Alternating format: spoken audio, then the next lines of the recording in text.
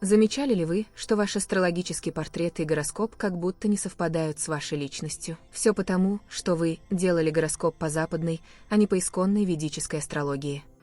Именно ведический гороскоп поможет вам быстро и легко понять, кто вы на самом деле, ваш истинный характер и таланты, как работает ваш разум, ваш способ мышления и восприятия мира, кем вы были в прошлой жизни, ваша карма и накопленный опыт, каково ваше предназначение в этой жизни. Каким образом вы будете зарабатывать на жизнь, когда в вашей жизни появится партнер, и даже как он будет выглядеть. Да, вот настолько детально. Но об этом в следующих видео. Существуют две основные системы астрологии. Ведическая астрология, сидерическая. Это самая древняя система, ей более 5000 лет. Она основана на реальных положениях звезд в реальном времени.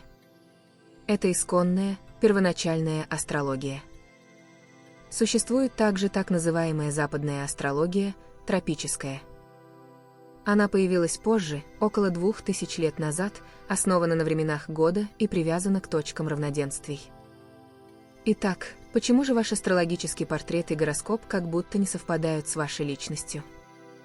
Потому что вы – другой знак в ведической астрологии. Да, вы не ослышались.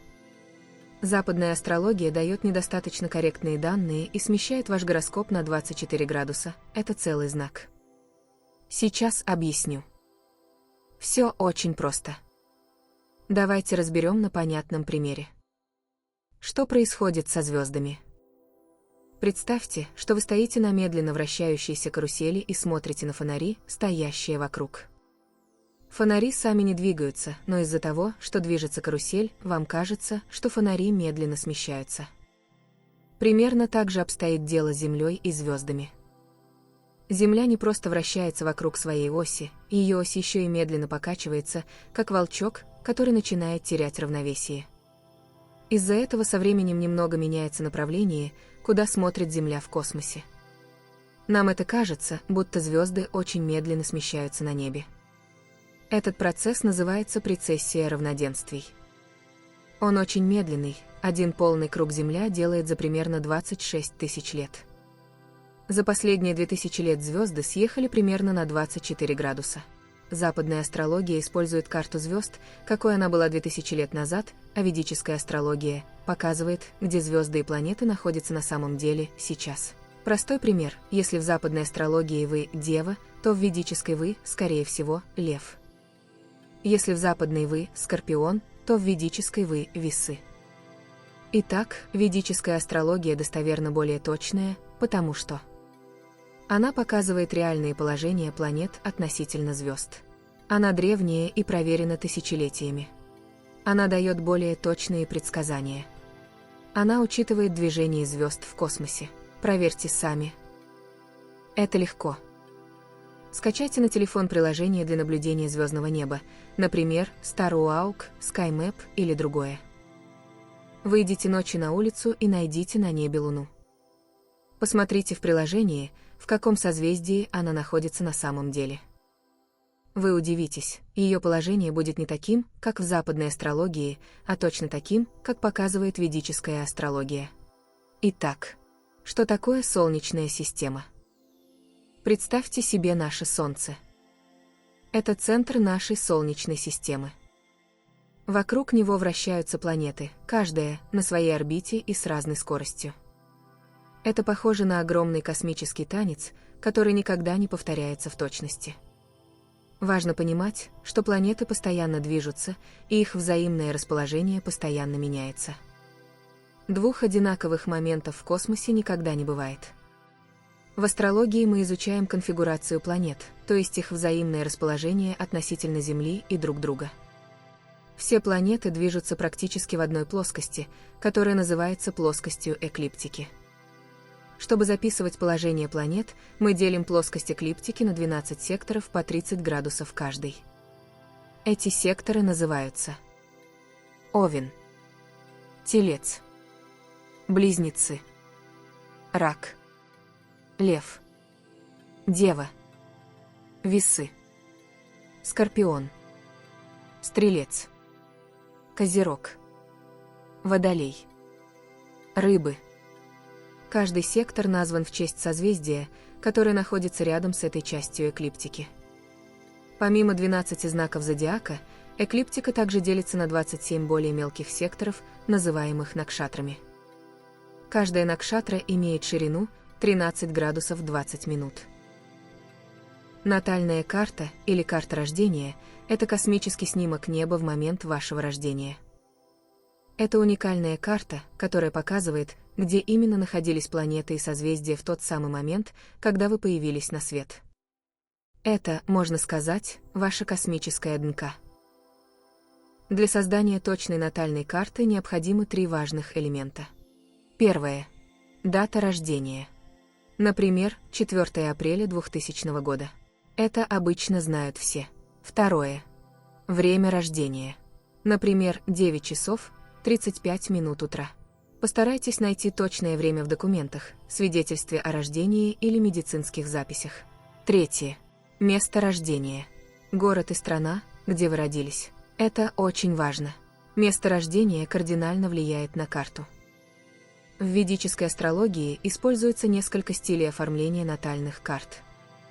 В Северной Индии карта выглядит как квадрат с треугольными секциями внутри.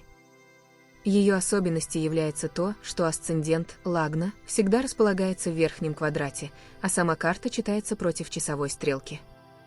Кстати, цифры в квадратах показывают знаки зодиака, а не дома. Нумерация знаков. 1 – Овен. 2 – Телец. 3 – Близнецы. 4 – Рак. 5 – Лев. 6 – Дева. 7 – Весы. 8 – Скорпион. 9 – Стрелец. 10 – Козерог. 11 – Водолей. 12 – Рыбы. В Южной Индии карта выглядит несколько иначе и отличается тем, что знаки зодиака всегда в одних и тех же позициях, а асцендент Лагна отмечается линией в соответствующем знаке. Эта карта читается по часовой стрелке. А вот так выглядит натальная карта в стиле западной астрологии. Она похожа на Солнце в центре с лучами, расходящимися в разные стороны. Мы будем учить ведической астрологии на основе натальной карты в североиндийском стиле. Давайте разберем, что такое асцендент или восходящий знак. В ведической астрологии он называется Лагна.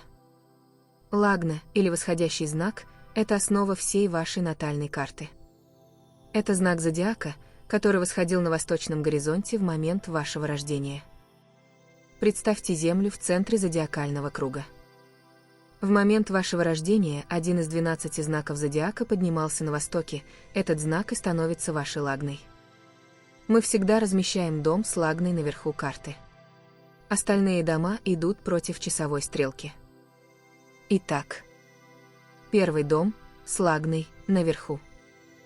2 дом справа от 1. 3 дом и так далее против часовой стрелки. Потому что планеты движутся против часовой стрелки, если смотреть с северного полушария. Еще раз повторю, в ведических картах арабские цифры показывают знаки зодиака, а не дома. Например, если в верхнем квадрате, там, где Лагна, стоит цифра 5, это значит, что восходящий знак, Лев, он является 5. Если где-то стоит цифра 4, это знак Рака, Рак – это 4 знак. В ведической астрологии есть 4 центральных дома, кендра дома. 1 дом – там, где Лагна, вверху. 4 дом – слева. 7 дом – внизу. 10 дом – справа. Планеты в этих домах сильнее всего влияют на вашу судьбу, и в североиндийском формате они сразу бросаются в глаза. В ведической астрологии используются только реальные небесные тела. Солнце. Луна. Марс. Меркурий. Юпитер. Венера. Сатурн. Раху – северный лунный узел. Кету – южный лунный узел. Не используются Уран, Нептун, Плутон и другие далекие планеты. В ведической астрологии существует не только основная карта рождения, но и множество дополнительных карт, которые помогают глубже понять разные сферы жизни. Основная карта – это карта D1, она еще называется Раши-карта. Это главная натальная карта. В ней первый дом – это тот, где находится асцендент, он же лагна. Эта карта показывает общую картину жизни – личность, здоровье, поведение, базовые черты характера и судьбу.